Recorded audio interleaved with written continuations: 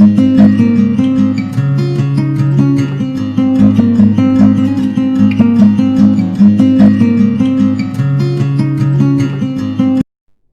family, welcome to my channel.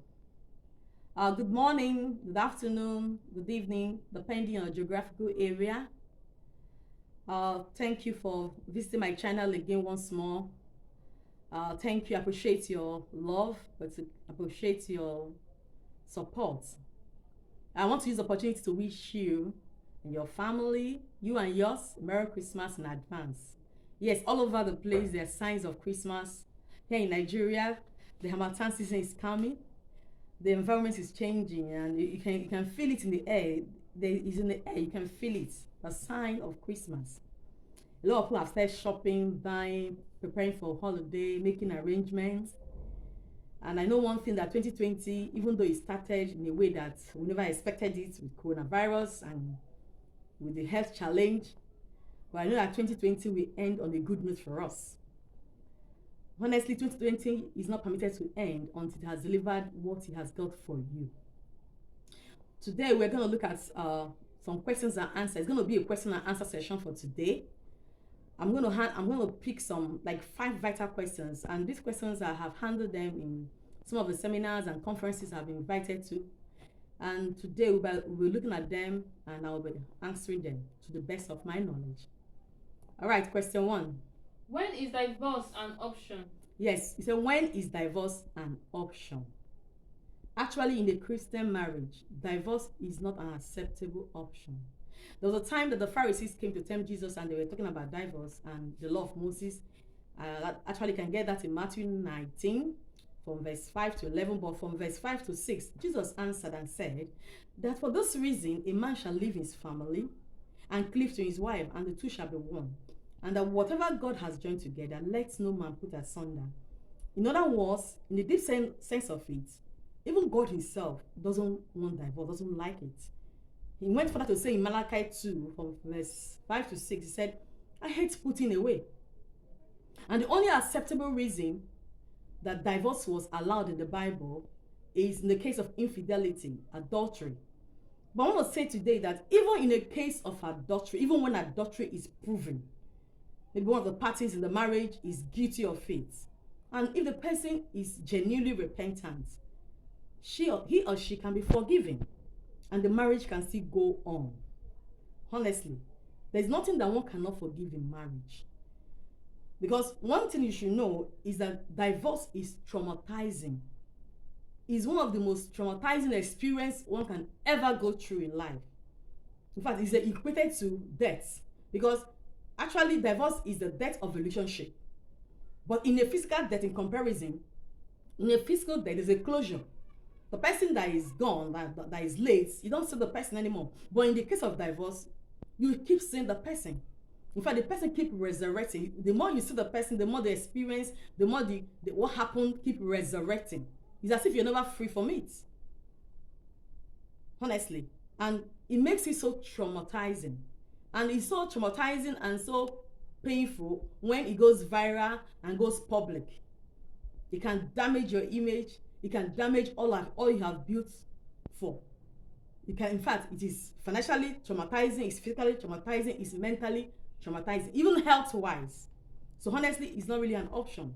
So if there can be reconciliation and peacemaking, and if divorce can be accepted, to be a better option. Thank you. Question 2. Should I remain a virgin? Yes, it says, should I remain a virgin until my marriage? This one goes actually to the singles. You know, we are living in a society where virginity is not fashionable, it's religious, it's old-fashioned, and most youths are ready to dive in for 2 or 5 minutes of pleasure that will result into maybe a future traumatizing experience or painful experience. Honestly, you can't compare a used car and a brand new car. The difference is clear. If you're a driver, you have driven a used car and a brand new car, there's a lot of difference. It is better and preferable, and the will of God for us to maintain our virginity Not everybody is doing it. A lot of people say because the world is so corrupt. In fact, you can't find virgins. It's not true. We have lots of virgins, both male and female, people that are keeping themselves for the Lord. They are keeping themselves even for their spouses until their wedding night. A time came when Jesus wanted to get into Jerusalem. He demanded for a court, a brand new court, a court. He said a court that no one has ridden on, a baby horse. He said a court that no one has ridden on. It depicts virginity, it depicts originality, it depicts uniqueness. So keeping your virginity is not old fashioned. Keeping your virginity is not religious. It is the best way to go. In fact, it's one of the best gifts you can give to your spouse on the wedding night. You know, most virgins make better home. Most virgins make better home because there's no room for comparison. Do you know, I have handled a case where what caused divorce in that marriage is the woman, the young wife, compared her husband to her former lover. He said, "You're a lousy lover. In fact, you're a lousy lover as a husband. My lovers, when I was in the world, better than you." And that was the end of the marriage. The man said he can't take it. That the wife is comparing him to her former lovers. But for a virgin, who are you comparing with? Nobody to compare with.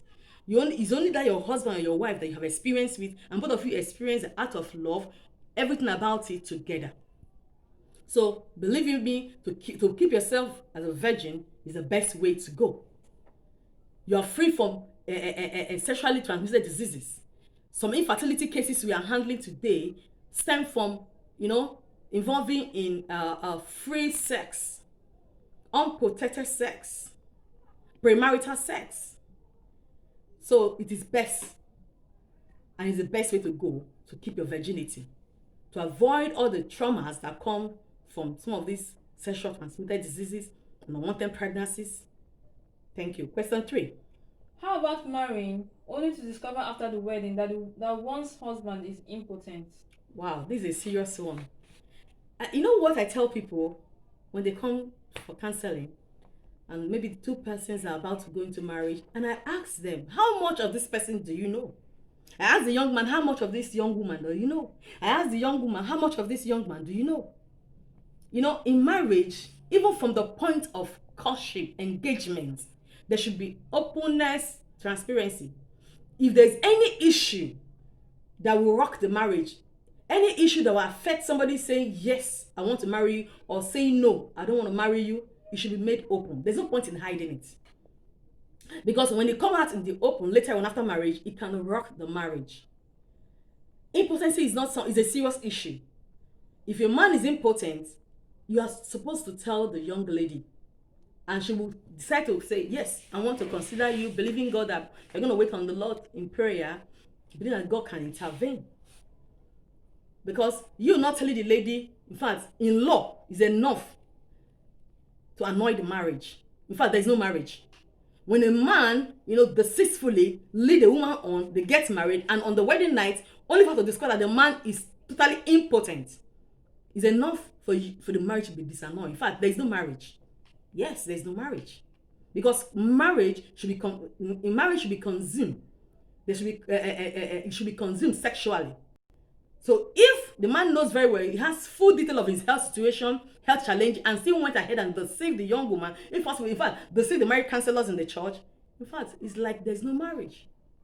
It's a serious issue in law. So there should be openness. Tell the young woman that, see my issue, and she will decide whether she's going to go along with it, believing God that God will intervene. There was a case in Lagos, a man that was impotent. In fact, he never planned marriage because of his health issue. But along the line, the Lord ministered to him and said, go ahead and marry, because God wants to do something. He obeyed. But on seeing the sister that he loves, when he approached the sister, he told the sister point blank that I'm impotent. And the sister went to prayers, and the Lord convinced her to marry the young brother, that he wanted to do something in the life of that young brother. To God be the glory. On their wedding night, the man was totally healed of his impotency, and he was able to perform sexually as a man. Today, they have more than 3 kids, and they're living well. So the man was open, the man was direct. I've heard of a case of a woman too, a young woman that had a rough time as a young girl. She lived a worldly life.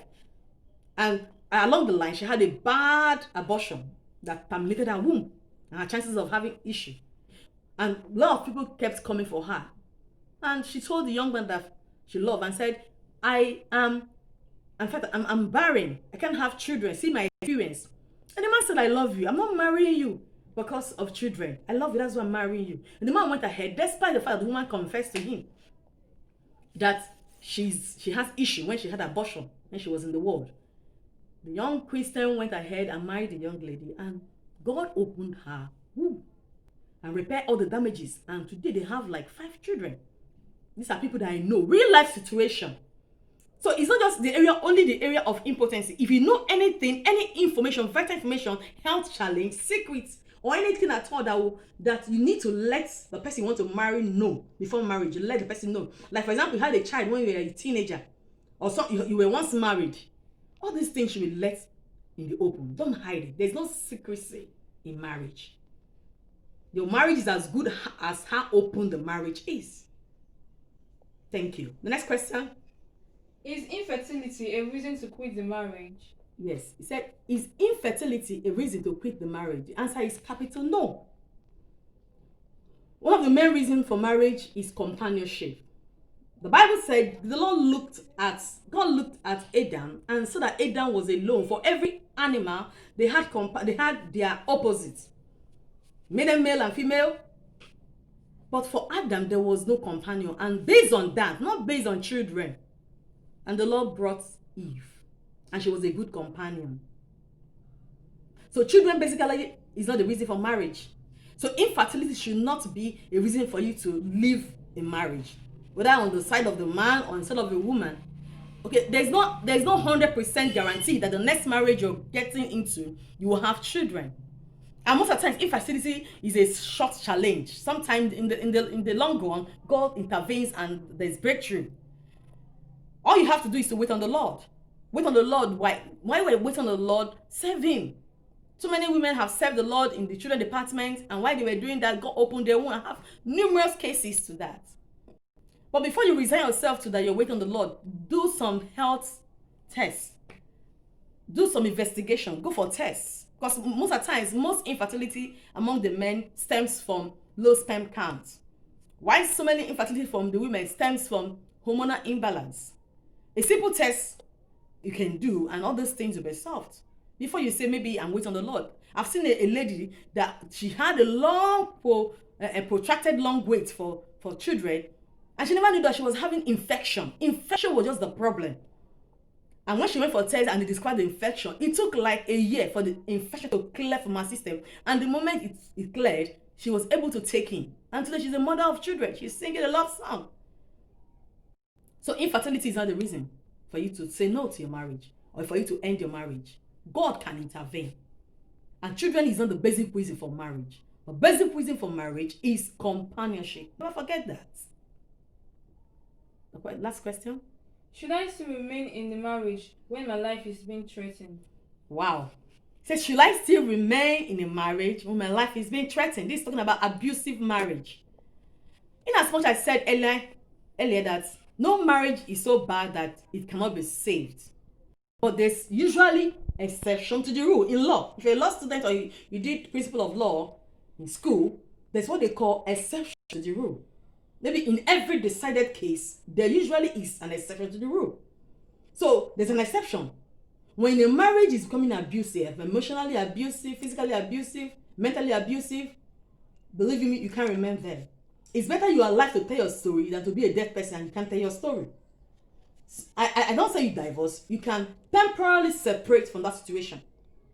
I have seen a situation. I have had a case of a man that beat up the wife and tied the wife to a generator and goes to work. Mm-hmm. And when the neighbors discovered it, they raised an alarm and they shouted and the police came in. And the woman was asked to separate from the husband. This one is an animal. How can a man tie the wife to a generator and leave the house and lock the house and go? It's very, very dehumanizing, degrading. The worst treatment you can give a human being on earth, especially a woman. So common sense should tell you, wisdom should tell you when to stay and when to leave. The leaving doesn't mean that you're divorcing. It could be a temporary leave until peace and reconciliation can take place. Thank you so much. I think I've come to the end of today's topic. And there's a beautiful topic I'm going to handle before Christmas. and it's going to be I think the title is going to be Christmas Romance. Stay tuned, because it's going to be very, very interesting and expository. Thank you so much for all my subscribers, for all my returning subscribers. Thank you. I give you thumbs up. Love you for all your support. And to all the new subscribers, please don't forget to like this video, comment on the video, drop a question on the comment section, and subscribe. And after subscribing, click that bell so you get all the notification of my upload. Thank you. I can't thank you enough. My God will bless you. I say it again, 2020 will not end until your blessings have come. Thank you. God bless you. Stay tuned to my channel.